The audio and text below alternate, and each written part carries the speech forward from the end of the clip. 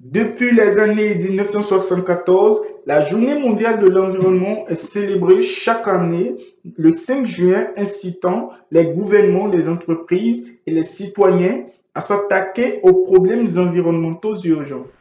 C'est la plus grande journée internationale consacrée à l'environnement par le Programme des Nations Unies pour l'environnement. Le sommaire. La quatrième promotion des masters régionaux qui réunit les jeunes de 11 différentes nationalités africaines à l'école régionale post-universitaire d'aménagement et de gestion intégrée des forêts et territoires tropicaux, ERAIFT, va donc organiser une conférence pour commémorer cet événement ce 4 juin 2022 en ligne via Zoom de midi à 14h de Kinshasa. Une très belle occasion de partage d'expériences sur les problèmes de l'environnement en Afrique. Nous recevons le président John Shekina. John Shekina, président, pourriez-vous un peu nous dire de quoi il s'agit aujourd'hui? Oui, aujourd'hui il s'agit d'une rencontre, une conférence débat, une rencontre scientifique autour d'un thème central qui a été mondialement adopté, une seule terre, en marge de la célébration de la Journée mondiale de l'environnement. Pourquoi vous avez tenu que vous puissiez organiser cette journée ici chez vous? Quelles sont vos motivations? Comme vous le savez, les RAIT encouragent ces apprenants, encouragent des rencontres scientifiques et il était de bon aloi, opportun, en marge de la célébration de la Journée mondiale de l'environnement, parce que nous sommes spécialisés, nous faisons des recherches dans ces domaines-là. Il était vraiment pertinent qu'une telle rencontre scientifique soit organisée et ça je dois déjà remercier notre directeur, le professeur Baudouin Michel, qui a permis à ce que ces assises aient été. D'accord, alors qu'est-ce que les gens... Nous recevons à présent un apprenant de l'ERAIFT qui est déjà prêt pour cette conférence. En réalité, aujourd'hui, nous célébrons la Journée mondiale de l'environnement. Cette année, la thématique qui a été prise est une seule terre. Mais vous n'êtes pas sans savoir qu'actuellement, il y a beaucoup plus de pression sur la terre. Et il faut nécessairement, il nous incombe de trouver des alternatives, des solutions assez concrètes pour pouvoir limiter et tant soit plus cette pression. Nous allons clôturer la cérémonie d'ouverture avec Mademoiselle Iabo en sa personne de modératrice de cette conférence. Nous avons tenu à marquer cette journée, aussi bien pour nous les apprenants que pour toutes les personnes qui voudront bien se connecter, afin d'attirer toujours et encore l'attention sur l'importance pour nous, en tant qu'être humain, en tant qu'apprenant, en tant qu'intellectuel, en tant que personne vivant sur cette planète, l'intérêt de préserver cette planète qui est notre unique maison. Merci beaucoup. Alors, pour finir, vous avez un rôle à jouer aujourd'hui. Oui, merci. J'ai l'honneur et le privilège d'être la modératrice de cette activité. L'objectif global de cette conférence était à titre informatif sur la protection de l'environnement en analysant le triptyque de la crise planétaire liée au changement climatique, à la perte de la biodiversité, à la pollution et aux déchets. Nous avons eu l'honneur d'être gratifiés premièrement par la présence du représentant de l'UNESCO près de la RDC, le professeur Barreto, qui nous a entretenus sur les sciences vertes.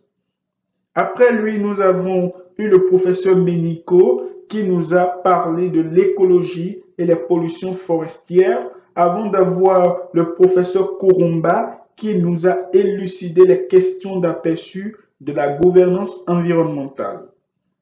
Enfin, nous avons eu l'activiste et environnementaliste Anna Siko, qui nous a entretenus sur le militantisme écologique.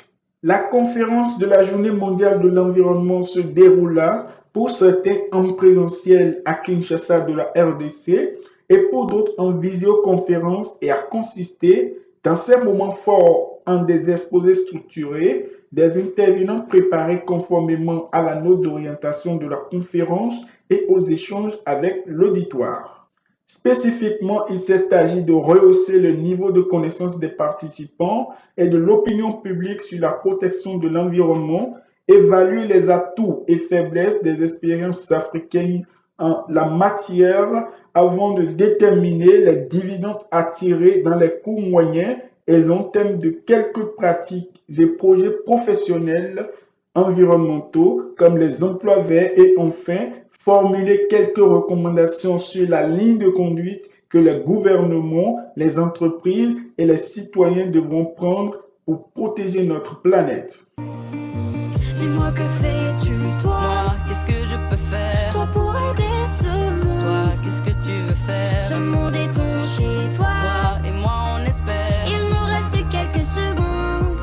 Trois petits pas, trois petits pas, trois petits pas. Pas le choix, pas le choix, pas le choix. Trois petits pas, trois petits pas, trois petits pas.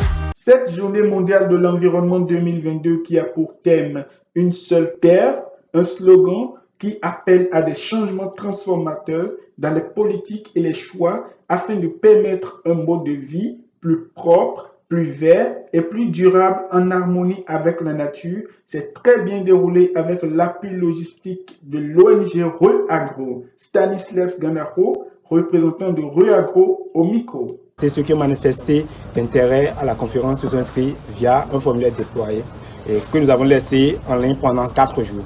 Ceci nous a permis d'avoir une diversité de pays partout dans toute l'Afrique. Donc ceci a montré aussi l'ampleur que les gens ont accordé, l'ampleur que cette conférence a. Cette planète est notre seule maison et nous devons préserver ses ressources limitées. Nous allons clôturer par les impressions de quelques nobles participants. Nous prenons Moussa Mutombo pour son opinion. J'étais très satisfait puisque de l'organisation au déroulement et même arrivé à la fin de la conférence, tout s'est bien passé. Je vis que nous avons bénéficié grandement et dans l'approche systémique de beaucoup de notions, donc allant d'abord de la pollution forestière, passant par l'économie de l'environnement et par le militantisme. Comme la fin de toute chose vaut mieux que son commencement, nous allons inviter cette fois-ci Mademoiselle Djemima Obanza pour ses impressions. Cette journée a été très intéressante parce que nous avons eu la participation de plusieurs pénalistes avec des échanges enrichissants. Nous avons compris à quel point les questions liées à l'environnement étaient importantes. En outre, nous avons remarqué la participation de la jeune féminine. On comprend dès lors que les questions liées à l'environnement ne concernent pas que les hommes, mais également que les femmes. Et nous espérons que nous serons tous unis afin de pallier aux problèmes. Pour boucler cette journée, nous allons inviter Delphine Kabambe pour son mot de fin et ses chaleureux remerciements. Messieurs et dames, nous vous disons sincèrement merci d'avoir participé activement et massivement à notre événement, qui est la 4e promotion ERAIFT a pu organiser en ces jours de la commémoration de l'environnement, donc la journée internationale de l'environnement, où nous avions comme thème général qui était retenu qu'une seule terre. Alors, différentes personnes se sont jointes à nous pour que nous puissions organiser cet événement.